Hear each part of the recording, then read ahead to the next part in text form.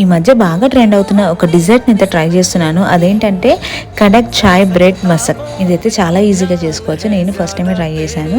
And దానికోసం అనేసి first అయితే కొన్ని పాలు తీసుకున్నాను. నేను పాల ప్యాకెట్ మొత్తం యూజ్ చేయలేదు, కొన్ని పాలు తీసుకున్నాను. ఎందుకంటే మళ్ళీ దాని టేస్ట్ ఎలా ఉంటుందో ఏమో అనేసి.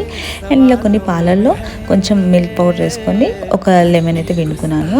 అండ్ ఇలా వచ్చిందనమాట క్రీమీ టెక్స్చర్. దాని తర్వాత వేడిగా టీ పెట్టుకొని దాన్ని బ్రెడ్ పైన, ఈ క్రీమ్ని బ్రెడ్ పైన ఇలా వేసేసుకొని నెక్స్ట్ మనం చాయ్ పెట్టుకున్నాం కదా, ఆ చాయ్ని కూడా దీనిపైన మొత్తం పోసేసుకోవాలి. అండ్ ఇప్పుడు మన డిజర్ట్ అయితే రెడీ అయిపోయింది. దీన్ని అయితే నేను టేస్ట్ చేసేస్తున్నాను.